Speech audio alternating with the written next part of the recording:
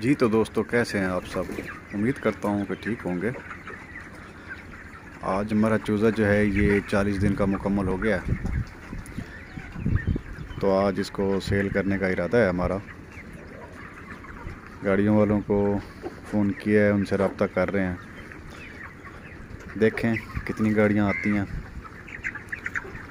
जितना सेल हो गया आज हो जाएगा, बाकी जो रह जाएगा फिर कल हो जाएगा।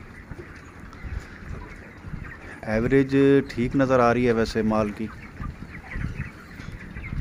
पर वगैरह भी तकरीबन पूरा हो चुका है,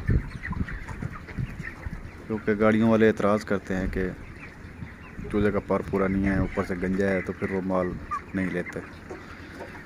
तो अच्छा खासा गुजारा है, इतना कम नहीं है इसका। वज़न की बात की जाए तो देखें, अभी तो अंदाज़ा ही है सिर्फ क्या एवरेज निकलती है।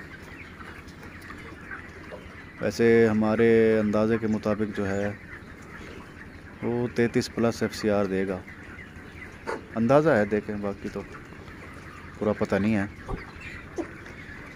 और फीड अभी से डाल दी है ताकि ये खा ले गाड़ियों के आने से पहले पहले।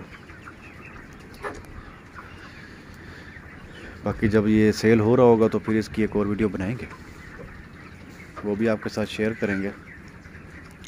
दुआ में याद रखिएगा।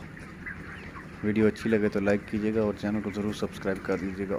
बहुत बहुत शुक्रिया।